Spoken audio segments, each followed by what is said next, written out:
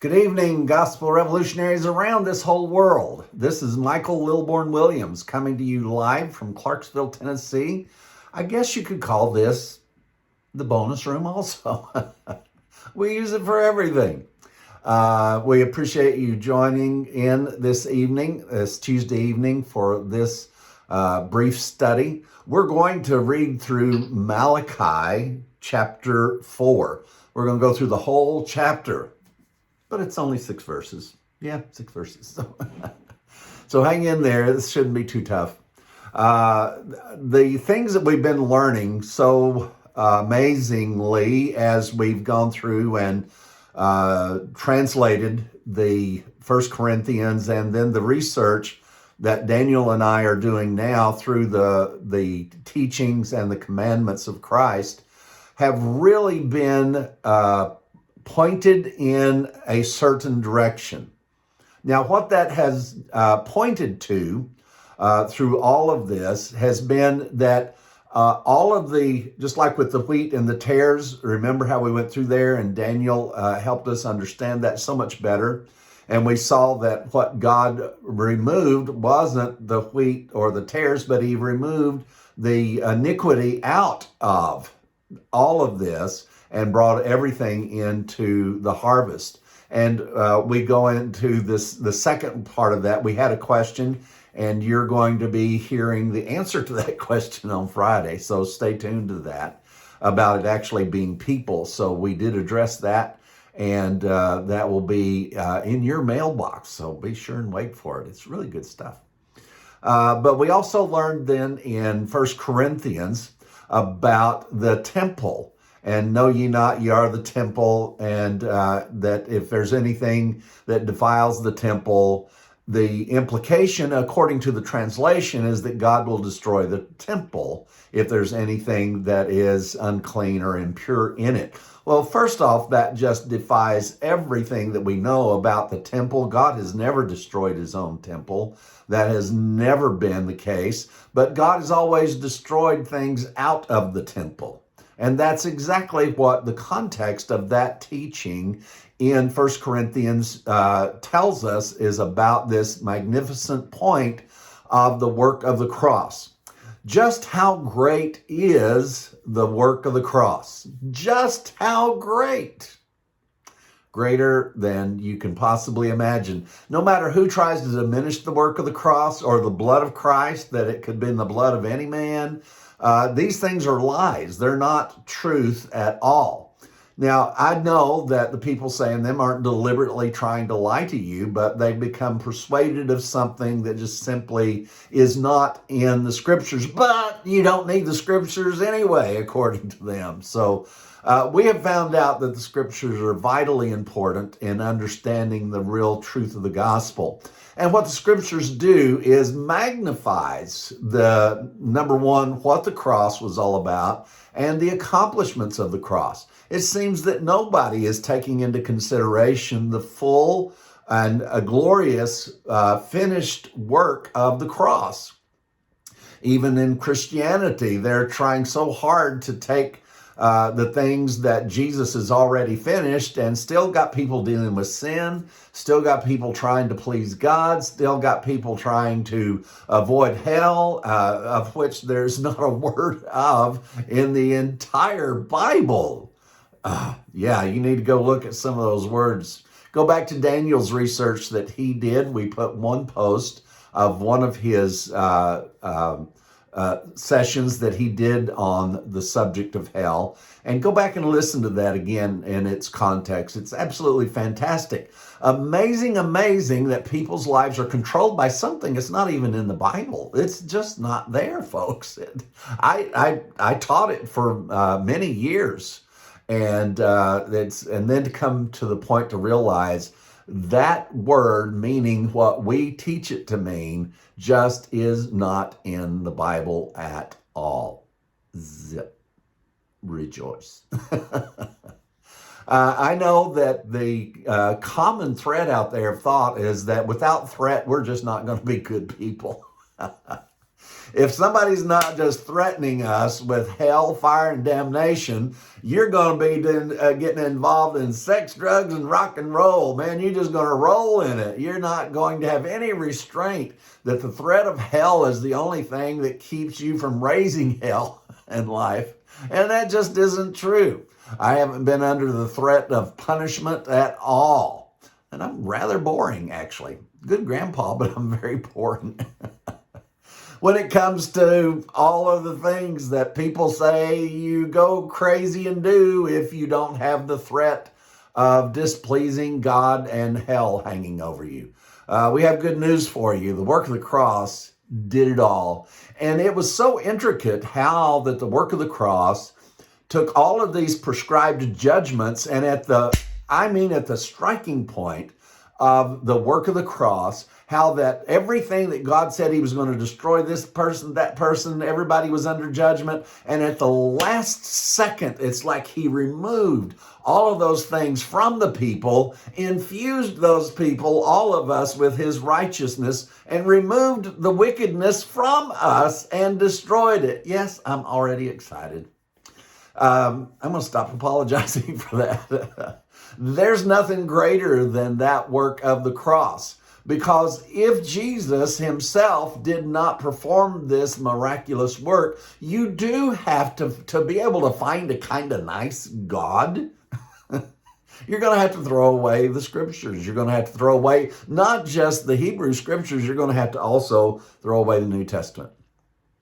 But this incredible story about how that this built up to this moment and in the work and the life of Christ, that suddenly in the body of one man, how that Jesus drew all of us into him and then infused us with his righteousness, removed all of the unclean, all of the iniquity, separated us from sin by separating us from Adam. Yes, you've been separated from Adam. You're not a revamped Adam. You're not a Adam 2.0. You don't want to be an Adam 2.0 because Adam, you'd still be 2.0 corruptible. So you'd just be more corruptible than before if Jesus had come to make things back where they were. Nothing is the way that it was. Nothing is the way that it was. That's why Paul got excited and says, "Behold, he makes all things new." And that included you, brand new you. Well, you came here brand new. That's another story for another day, though. But you did come here brand new. Isn't that amazing? So this very last chapter in the Hebrew Scriptures is really quite powerful. And we're just going to read through it. And we had somebody correct this for us at the end of this. And I want you to see the clarity of exactly what we've just been sharing with you and how this shifts, and it takes place all in this chapter. For behold, the day cometh that shall burn as an oven, and all the proud, yea, all that do wickedly shall be stubble. And the day that cometh shall burn them up, saith the Lord of hosts, that it shall leave them neither root nor branch. If there's no root and no branch, there's no Adam. Because that's where the root and the branch of the wickedness came from.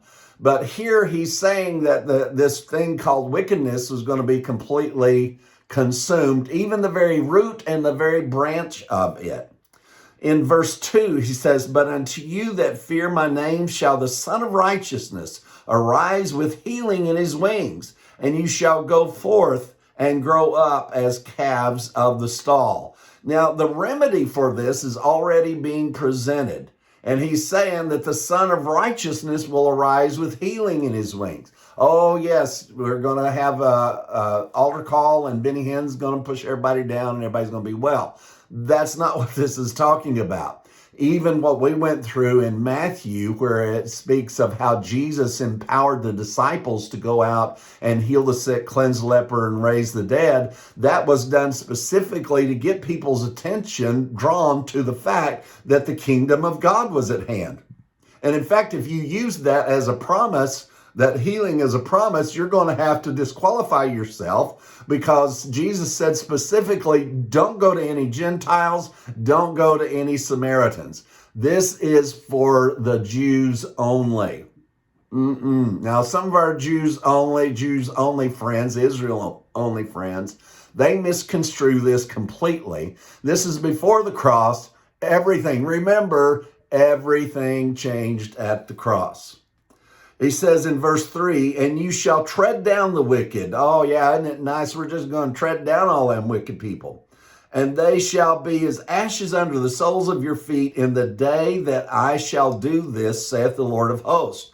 Remember ye the law of Moses, my servant, which I commanded unto him in Horeb for all of Israel, which with the statutes and the judgments. Don't forget any of it's what he said. And for those that are saying that God didn't give the law, is Moses. Oh my goodness, get off of that train. It's a train wreck is what it is. God gave his law through Moses.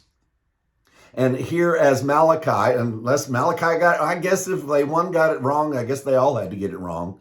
Then verse 5, he says, behold, I will send Elijah the prophet before the coming of the great and dreadful day of the Lord. Oh my goodness, hear this interruption. Before this great and dreadful day, and it sounds pretty dreadful, doesn't it? But he says before that great and dreadful day comes, that Elijah will come. Remember the disciples and others questioned him and said, hey, isn't Elijah supposed to come? And Jesus told him, he said, if you just looked around, you'd know that has also already happened. He said in verse 6, and he shall turn the heart of the fathers to the children, and the heart of the children to their fathers, lest I come and smite the earth with a curse. Well, if Jesus came here to turn parents' hearts toward their children and children's hearts to their parents, you better not get involved in Christianity, because there's more division between sons and daughters and fathers involved in all of that than just about any other place you can find. Let me put it this way. I don't be incriminating totally of Christianity. Let's say they have no better track record.